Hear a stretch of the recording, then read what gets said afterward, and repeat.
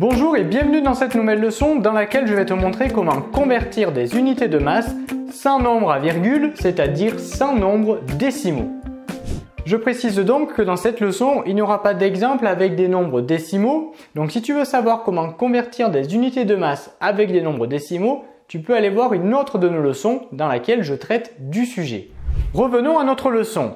J'ai organisé cette leçon autour de 3 types d'exercices, donc 1, 2, 3, qui normalement vont te permettre de réaliser n'importe quel type d'exercice de conversion, que ce soit des conversions avec des unités de masse, puisque ici c'est l'objet de la vidéo, mais également pour des conversions avec des unités de longueur ou bien de capacité, puisque cela fonctionne pareil. Dans le premier type d'exercice, en fait, on va partir d'une unité de départ qui est plus grande que celle d'arrivée. Donc ici, toutes les unités de départ que l'on nous demande de convertir, au départ, les unités sont plus grandes que celles d'arrivée. Donc ça, c'est pour le premier type d'exercice. Le deuxième type d'exercice, eh bien, c'est l'inverse. On part au départ avec une unité qui est plus petite que celle à l'arrivée. Donc là, systématiquement, nos unités de départ que l'on nous demande de convertir, eh bien, au départ, ces unités, elles sont plus petites que celles que l'on va obtenir à l'arrivée. Donc, ce sont un peu les deux mêmes types d'exercices. Donc ici, on part avec une unité plus grande que celle d'arrivée. Ici, c'est l'inverse. On part avec une unité plus petite que celle d'arrivée. Et enfin, ici, on a un type d'exercice où finalement, on te mélange un peu tout. Tu vois qu'ici, eh bien, on te mélange plusieurs unités ensemble et on te demande de convertir tout ça en une unité. Donc, on verra après comment on résout ce type d'exercice. Alors avant de commencer le premier type d'exercice, il faut que tu te familiarises avec le tableau de conversion des unités de masse puisqu'il comporte une particularité. Puisque si tu as l'habitude du tableau, par exemple avec les unités de longueur, eh bien tu sais qu'on s'arrête en général à kilomètres avec les unités de longueur. Avec les unités de masse, on ne s'arrête pas à kilogrammes. La colonne qui est avant, c'est une colonne à laquelle on n'associe pas d'unité. Tu vois qu'ici, il n'y a pas d'unité associée à cette colonne. On peut donc dire qu'elle est vide d'une certaine manière. Et la colonne d'avant, eh bien, on voit apparaître une nouvelle unité qu'il faut que tu connaisses. C'est le quintal. Donc, un quintal, si je dois le convertir en kilos, eh bien, un quintal va être égal à 100 kilos. Et avant la colonne du quintal, on a la colonne de la tonne. Donc là, pareil, si je convertis une tonne en kilos, eh bien cela va me donner que une tonne égale 1000 kilos. Donc il faut déjà que tu te familiarises avec le tableau des unités de masse. Avant la colonne kilos, eh bien d'une certaine manière, on a une colonne vide. En fait, ce sont les dizaines de kilos, mais on n'associe pas ici d'unité. Colonne encore avant, j'ai la colonne des quintals. Ici, l'unité, c'est les quintals. Et encore avant le quintal, j'ai la tonne. Donc déjà, assure-toi de bien maîtriser le tableau des unités de masse. Allez, assez parlé. Maintenant, on va passer aux choses concrètes. Alors, on va commencer avec le premier type d'exercice. Donc, on se rappelle, dans ce premier type d'exercice, on part d'une unité de départ qui est plus grande que celle d'arrivée. Ce type d'exercice, en général, c'est le plus simple. Ici, on me demande de convertir 3 kg en grammes. Donc, première chose à faire, eh bien, j'utilise mon tableau de conversion et je place 3 kg. Donc, 3 kg, je place mon 3 dans la colonne kg. Voilà, tout simplement, hein. Jusqu'à maintenant, il n'y a rien de compliqué. Maintenant, je regarde l'unité d'arrivée. C'est-à-dire, il faut que je convertisse tout ça en grammes. Eh bien, tout simplement, qu'est-ce que je fais? Eh bien, je rajoute des zéros jusqu'à la colonne grammes. Et ensuite, il ne me reste plus qu'à lire le nombre, c'est-à-dire 3000. Ainsi, 3 kilos, eh bien c'est égal à 3000 grammes. Et on essaye dans la mesure du possible de respecter les espaces entre les différentes classes. Donc là, ici, j'ai la classe des unités simples, et ici, j'ai la classe des milliers. Donc on essaye quand même, quand on écrit des nombres, de bien séparer les différentes classes. On continue avec la deuxième conversion. Donc pour la deuxième conversion, je dois convertir 500 hectogrammes en grammes. On va donc placer dans le tableau 500 hectogrammes et ensuite on pourra compléter avec nos zéros. Attention, lorsque l'on place un nombre dans le tableau. Lorsque l'on place le nombre dans le tableau, il faut veiller à positionner le chiffre des unités dans la colonne de l'unité que l'on nous donne. Autrement dit, ce 0, qui est le chiffre des unités de mon nombre, de 500, eh bien c'est ce 0-là qui doit se trouver dans la colonne des hectogrammes.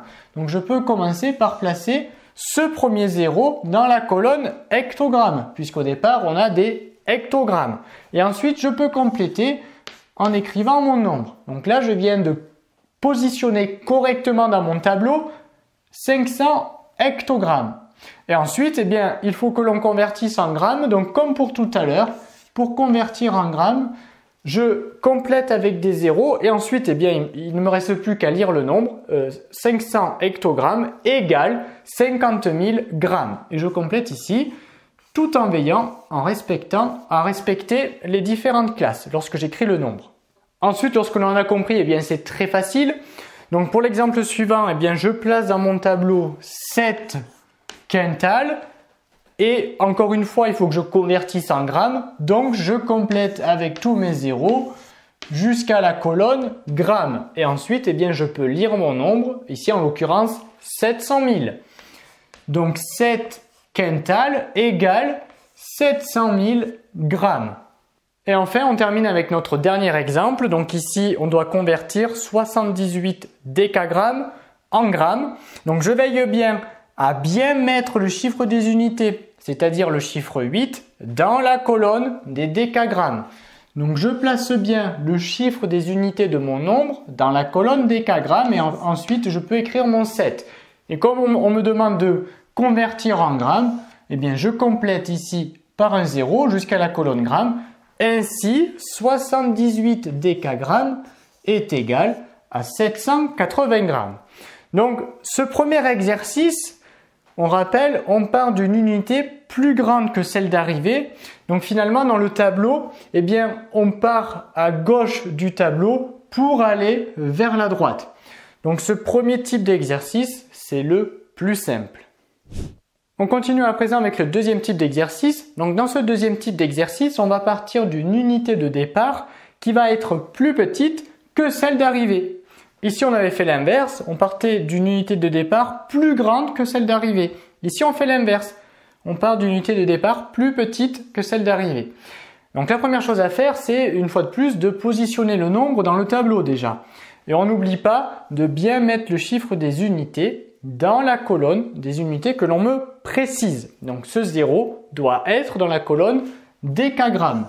Et ensuite, je peux écrire le reste de mon nombre. Maintenant, il faut que je convertisse ce nombre en kilos. Eh bien, qu'est-ce que l'on fait? Eh bien, on remonte jusqu'à que l'on arrive dans la colonne kilos, c'est-à-dire ici. Donc là, ce que je peux faire, c'est que je peux tout cacher. Et en fait, tout ce qui suit, tous les chiffres qui sont après l'unité kilos, eh bien, je les supprime. Alors, je peux les supprimer parce qu'ici, je n'ai que des zéros. Attention à ça, puisque dans la leçon où on aura des nombres décimaux, tu verras que ce n'est pas toujours possible. Là, je peux supprimer tous ces chiffres parce que je n'ai que des zéros. Attention de bien retenir ça. Donc là, je peux les supprimer parce qu'il s'agit que de zéros. Et donc finalement, il ne me reste que le 3. Donc 300 décagrammes, eh bien c'est égal à 3 kilos. Donc là, la chose à bien retenir, c'est que lorsque l'on efface les chiffres qui sont après la colonne kilos, puisqu'ici on devait convertir en kilos, je ne peux les effacer que s'il s'agit de zéros. On va réaliser la même opération pour le nombre suivant. Donc, dans un premier temps, on va positionner ce nombre dans le tableau. Donc, ce 0, il faut qu'il tombe dans la colonne grammes, c'est-à-dire ici.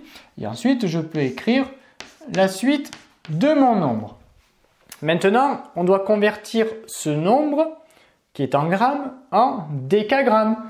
Donc, comme pour tout à l'heure, eh bien, je remonte jusqu'à la colonne décagrammes. Elle est là, la colonne décagrammes. Donc, je cache et tout ce qui suit, je peux l'effacer s'il s'agit de zéros. Là, j'ai bien des zéros, donc je peux le supprimer.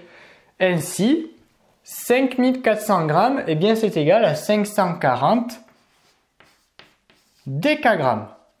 On continue avec l'exemple suivant. Donc pour l'exemple suivant, on doit convertir 70 quintals en tonnes. Donc je positionne le nombre 70 quintals et je dois le convertir en tonnes. Donc je remonte jusqu'à la colonne tonnes, c'est-à-dire ici. Je peux cacher avec ma main si ça m'aide.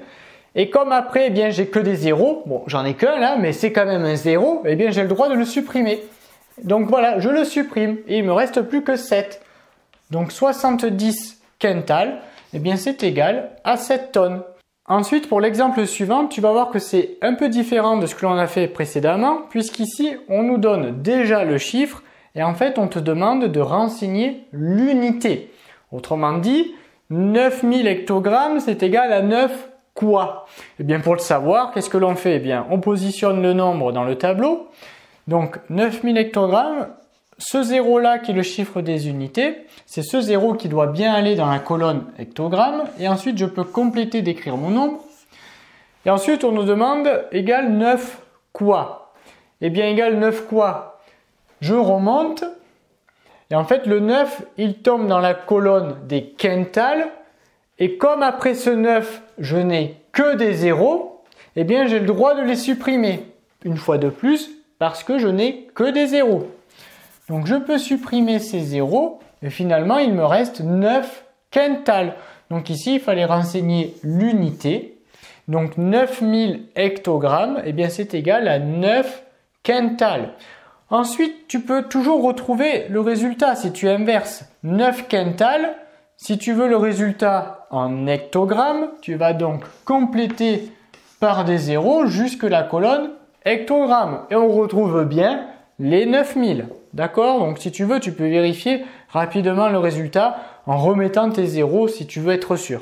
Et enfin, pour l'exemple suivant, c'est la même chose que l'exemple que l'on vient de faire là. On nous demande une fois de plus de chercher l'unité. Autrement dit, 100 mg, on nous demande c'est égal à 10 quoi? Quelle est l'unité?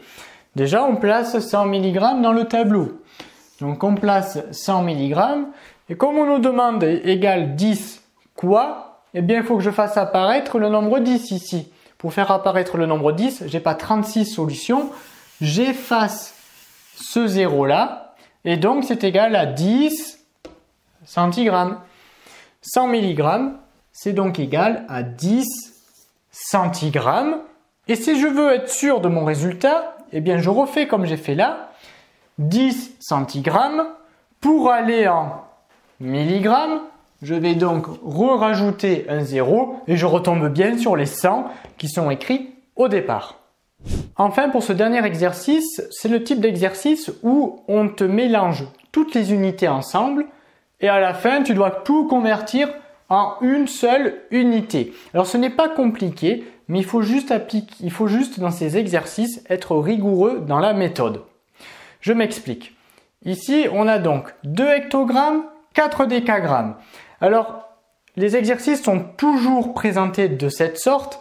Imagine que entre chaque unité qui est différente, puisqu'ici j'ai des hectogrammes et ici j'ai des décagrammes, imagine à chaque fois que j'ai un petit plus imaginaire. Ce qu'il faut regarder, en fait, c'est pas ce qu'il y a au début. Il faut regarder en quelle unité on le veut à la fin. À la fin, je ne veux que des grammes. Eh bien, on va convertir dans un premier temps 2 hectogrammes en grammes, puisqu'à la fin, je veux que des grammes.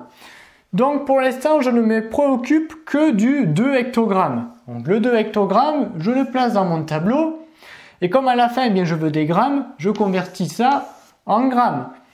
2 hectogrammes, c'est donc égal à 200 grammes. Plus, rappelle-toi notre petit plus imaginaire. En fait, 2 hectogrammes, 4 décagrammes, tu imagines que c'est la même chose que si on disait 2 hectogrammes plus 4 décagrammes. Maintenant, on va convertir 4 décagrammes en grammes. Puisqu'ici, l'unité qui est là, c'est pas des grammes. Moi, je veux des grammes. Je veux que des grammes à la fin. Eh bien, allons-y. On va convertir 4 décagrammes en grammes. Donc, je mets mon 4 dans la colonne décagrammes et je convertis en grammes. Donc, je rajoute un 0 pour arriver jusqu'à la colonne des grammes. Donc, 4 décagrammes, eh bien, c'est égal à 40 grammes. Et maintenant, j'ai fini. Il ne me reste plus qu'à faire l'addition. 200 grammes plus 40 grammes, cela me donne 240 grammes. Donc finalement, 2 hectogrammes plus 4 décagrammes, eh bien c'est égal à 240 grammes. Donc pour l'exemple suivant, on va faire exactement la même chose. Donc comme je l'ai dit précédemment, on se moque de savoir ce qui est écrit au début. Ce qu'il faut regarder, c'est l'unité à l'arrivée. À l'arrivée, je veux des kilogrammes. Donc du moment que je sais qu'il faut qu'à l'arrivée j'ai des kilogrammes, eh bien je vais convertir tout ce beau monde en kilos, puisqu'à la fin je veux des kilos. Donc ici, on va pas l'écrire le plus, mais tu imagines qu'il faut faire 2 quintals plus 78 kilogrammes. 2 quintals, je vais le convertir en kilos. Donc 2 quintals, je le mets dans mon tableau et je convertis en kilos. Cela me donne 200. Donc 2 quintals, eh bien c'est égal à 200 kilogrammes. Plus, ensuite j'ai 78 kilogrammes. Est-ce que je vais les convertir eux? Eh bien non, pas besoin là. Puisqu'ici j'ai des kilogrammes et à la fin je veux des kilogrammes. Donc j'ai pas besoin de convertir ce nombre. Là c'est déjà bon. Donc comme je n'ai pas besoin de le convertir, eh bien tout simplement, eh bien je le recopie. Plus, eh bien 78 kilogrammes. 200 plus 78 égale 278 kilogrammes. Donc 2 quintals et 78 kilos, eh bien tout ça c'est égal à 278 kilos. On continue maintenant avec l'exemple précédent. Donc tu as vu qu'après, lorsque tu as compris la méthode, ce n'est pas compliqué, il faut juste être rigoureux. Ici, on veut des hectogrammes.